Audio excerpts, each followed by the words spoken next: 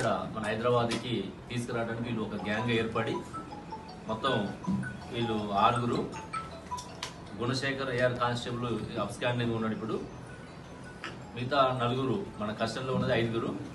ఇందులో ఉన్నం Surendra Tirupati AP state, Dontireddy Haribabu Bapatla district, Chegudi Mercy Margaret Bapatla district Addanki, Shaik Mastan Vali Addanki Bapatla district, Devaraju Yesubabu ఇతను కూడా బాపట్ల డిస్టిక్ అద్దంకి.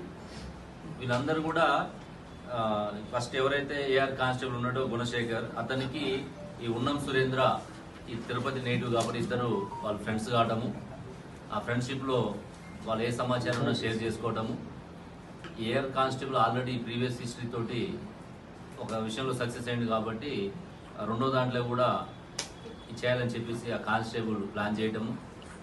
ఈ సురేంద్రకి ఉన్నటువంటి ఆర్థిక ఇబ్బందుల్ని అధిగమించాలనే ఉద్దేశంతో ఒక ఈజీ మనీకి అలవాటు పడి ఈ యొక్క అది ఇచ్చినటువంటి ప్లాన్కి ఓకే అనడం.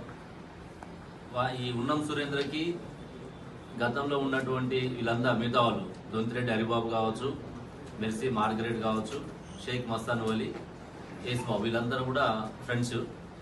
దాంతో వీళ్ళు అక్కడి నుంచి బాపట్ల నుంచి తిరుపతి నుంచి గుంటూరు రావడం, గుంటూరు నుంచి హైదరాబాద్ రావడం. ఆల్రెడీ ఇక్కడ యేసుబాబు అనేవాడు ఇక్కడ లోకల్లో ఉంటాడు, హైదరాబాద్లో ఉంటున్నాడు. వస్తున్నాం నువ్వు అమ్మి పెట్టాలని చెప్పేసి అంటే ఇక్కడ ఇతను సార్ మీరు తీసుకురండి నేను అమ్మి పెట్టని చెప్పేసి ఇతను ప్లాన్ చేయడము. నేను వచ్చిన తర్వాత 29వ తారీఖు వాళ్ళు హైదరాబాద్కి రావడం జరుగుతుంది. అప్పటి నుంచి వీళ్ళు ప్లాన్ చేసుకొని అందరూ కలుసుకొని నిన్నటి రోజున ఈ ఆదివారము సోమవారము కొంచెం హాలిడేస్ ఉంటాయి, నిన్న మన పోలీసు కూడా అందరూ జూన్ 2 బిజీలో ఉంటాము అనేది వాళ్ళు కూడా ప్లాన్ చేసుకొని ఎవరికి ఇన్ఫర్మేషన్ లీక్ కాకుండా ఉండాలని చెప్పేసి వాళ్ళు ప్రయత్నం చేస్తే ఎస్ఓటి వాళ్ళు బాలానగర్ ఎస్ఓటి అండ్ మన కుక్కట్పల్లి పోలీస్ జాయింట్గా వాళ్ళు ఒక క్రెడిబుల్ ఇన్ఫర్మేషన్ తోటి దీన్ని బరస్ట్ చేయడం జరిగింది. ఇందులో దాదాపు దీని వర్త్ కూడా సుమారు ₹1 కోటి ఉంటుంది. ఇందులో కొకైన్ అనేది కొంచెం కాస్ట్లీ ఉంటుంది కాబట్టి దాదాపు ₹1 కోటి వర్త్ ఉన్నటువంటి ఈ యొక్క కొకైన్ని పట్టుకోవడం జరిగింది, మిక్స్డ్ డ్రగ్.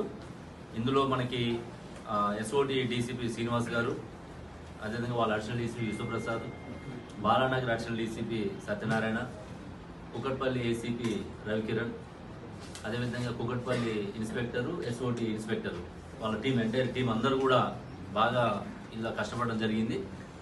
గతం నుంచి మీరు చూస్తున్నారు ఎక్కడ మనకి ఈ ఓవరాల్ సరౌండింగ్లో కానీ మన సైబరాబాద్లో అడుగు పెట్టాలంటే కూడా ఎస్ఓటి వాళ్ళు చాలా యాక్టివ్గా పనిచేయడం, వాళ్ళ ఇన్ఫర్మేషన్ సిస్టమ్ కానీ టెక్నాలజీ కానీ చాలా ఎఫెక్టివ్గా వాడుకోవడము.